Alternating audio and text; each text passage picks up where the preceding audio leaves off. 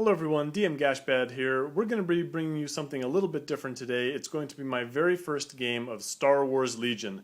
Now I know many of you have probably seen a whole bunch of videos about Star Wars Legion, about people using the basic stuff from the core box, and so this might be something that everyone's seen before and not very interesting, but I'm excited about this game. I want to try it out. Unfortunately, I'm a bit of a slow painter, so what I have ready is the basic stuff from the Star Wars Legion starter box. But that is enough to play the introductory scenario, the learning the game scenario from the basic rulebook. So that's what we're going to be doing.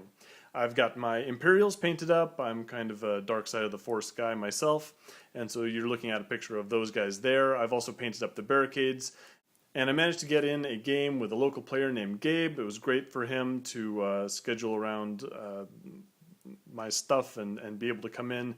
He's played a couple games before, so hopefully I'm going to learn from him. So here we see the table. Now deployment is set up for you. You deploy all the terrain and you deploy the forces as they describe in the book itself. So none of this is my idea. This is the way it's going to be set up. Obviously those are my Imperial forces down on the bottom, and those are his rebels up at the top. Some other things about this game: obviously we're playing on a smaller table area. It's 3x3 as opposed to 6x3. Also, we're not using all the command cards. We're just using the 4 basic ones: assault, push, ambush, and the standing orders. And they suggest not using all the rules, but I kind of want to get into it. I kind of want to learn the full game as soon as possible. I've watched a bunch of videos, so I feel like I have a little bit of a sense of how the game goes. So we're actually going to be doing things like taking suppression, using the full cover rules as much as we can. They're a little complicated. And also using orders like standby, recover, that kind of thing. So without further ado, the first thing that we do is we choose a command card to use, and we reveal them at the same time. And so my opponent has gone for assault. That's giving him 3 pips, which means he gets to give commands to 3 of his units and also take the first activation, because I've gone with standing orders. So I get to give 1 command to 1 unit, and I'm going to be going second. So for his first activation, he takes his rightmost rebels, and they move up to that barricade there, grab some cover, and they're going to also take a dodge. I'm going to do much the same, only I'm less interested in dodging and more interested in blasting things. So I'm going to take my rightmost stormtrooper unit. They're going to move up to their barricade, they're going to grab cover, and they're going to fire. They're going to fire at those rebels over there, and they're going to all miss because they're stormtroopers. Luke is going to move over there to help those guys. He's just going to make a single move, and he's also going to take a dodge. But here we get into it. A lot of the times I feel like the speeder bikes should not really go zooming out into the middle of the field. They are much better used just holding back. Unfortunately for this learning the game scenario, you don't have a whole lot of choice. First off, the table is very small, so there's really no hiding. There's no holding these guys back. They have a compulsory move, they have to move forward, and they're already pointed forward at the start of the game, so you can't kind of wander them behind your lines for a little bit to jump them out. So I see that and I think, hey, there's nothing much to be done. They're going to go forward, and they've got a shot on the leftmost rebels, which haven't gone, so I can possibly put some suppression on them. So they're going to move up, they're going to take a second move, they're going to shoot at those guys out in the open, and rebels don't like being out in the open without a dodge token or anything, and they are just going to go crazy. They're going to open up with their forward blasters and mow the entire group down. So I do like 6 hits to him. I hit with all my dice. He fails enough of those defense dice to just lose the whole unit. So those speeder bikes have made a big impact right away. So I'm really pleased about that. Those rebels just disappear in a cloud of dust and smoke. Unfortunately, that is, of course, putting those speeder bikes in dangerous positions. So his AT-RT, that's equipped with the long-range laser cannon. It's just going to pivot, and it's going to blast at those guys. It's going to do 2 wounds to those speeder bikes, even with their cover and all that. My left-hand stormtroopers, they're going to make 2 moves up. They want to get up the table, possibly get into hand-to-hand combat. Just push my advantage as much as I can, because I'm feeling a lot better now that those rebels in the center of the table are gone. And that means that I get 2 activations in a row because he's missing out on one of his activations because they're all dead. And so Vader is just going to hop forward twice, join those stormtroopers, and hopefully get into saber range of those rebel scum. So it's a new round. We get to choose our new command cards, and we both choose push. That's the one with the 2 pips. It gives us 2 orders. We hand those around. You can see I've given my orders to the speeder bikes and to Vader. That means my random draw pile isn't much, there's not much random to it because they're all troopers. Same with him. He's given his orders to the rebels on the right and the ATRT on the left. And of course that means his random pile is just Luke. Since we both have the same number of pips on our command card, we roll off to see who gets the first turn, and he wins that roll. So the ATRT goes first. He's going to fire at those stormtroopers right there. They are out in the open, I believe. He's going to kill one of them, and he's going to hand a suppression to him. But that gives me the opportunity to move ahead with the speeder bike, so I might as well take those while I can.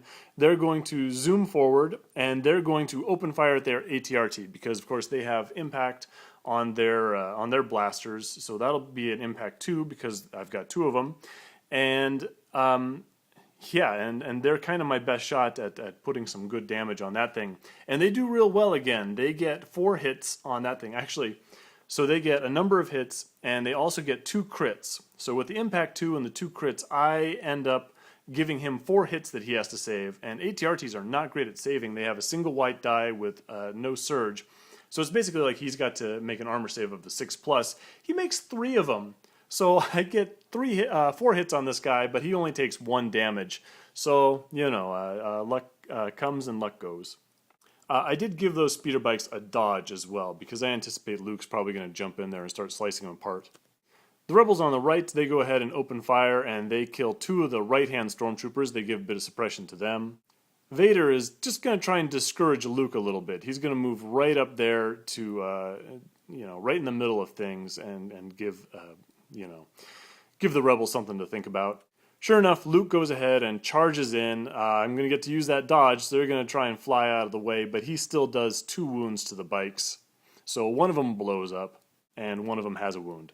Now, my stormtroopers on the left, they have suppression, so they only get 1 action because they didn't get to clear it. So I move them up. Now you see I kind of spread them out in a weird way there. So the way this game works is that you just move the leader, and then all the rest of the guys can go wherever they want as long as they're within 1 movement band of the leader.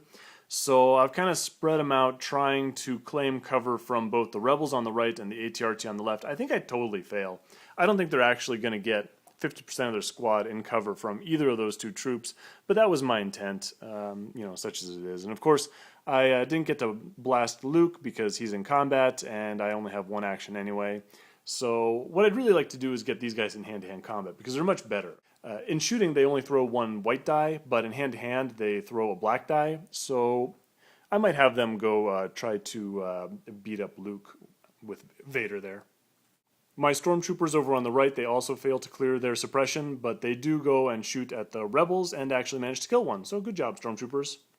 So it's round 3 and it's new command phase. So my opponent goes with standing orders, which is fine, and I go with ambush. I want to go first. So I get 1 pip to hand out, and he gets one order to hand out, but I do get the first activation. And the first thing I want to do is charge Darth Vader in there. I want to get that lightsaber swinging. I'm going to give Luke 2 wounds, which I guess is a pretty decent result on that first bit of the duel there. The rebels on the right do a pretty good job. They open fire on the stormtroopers, and they hand suppression to them, and they manage to kill 2 of them. The stormtroopers have red defense dice, so actually these rebels are doing real well for picking these guys off. Again, I'm not sure that I got any sort of cover at all, but yeah. So here's a questionable tactic on my behalf. So I've got the stormtroopers there. That's going to be my next activation. And I try to clear their suppression so they can get 2 actions, and I fail to do that.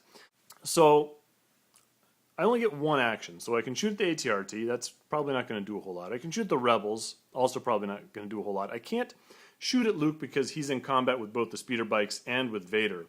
I probably would have loved to have activated the speeder bikes first, but you know, it was in the random draw pile, so I drew troops instead of those guys. So what I did instead was I moved the stormtroopers into contact with Luke, so I charged them in. Now, because they only have 1 action, they actually don't get to fight this round. But the thinking was that now those guys are safe from the ATRT's fire, and now Luke has to make a decision as to whether he wants to hit the stormtroopers, the speeder bike, or Vader. It's probably not a fantastic idea. I'm probably just giving more things for Luke to kill. I probably would have been better just grabbing some cover somewhere and shooting at those rebels or something other than this. But that was my thing at the time. I am new, so there is that excuse, but that is what I did. Anyway, Luke gets to go next, and he, of course, is going to lightsaber that speeder bike because it hasn't activated yet. Sure enough, he does enough damage to destroy that thing, and so now I'm down a unit. My stormtroopers, as stormtroopers do, just shoot ineffectually at the rebels across from them, don't kill anybody.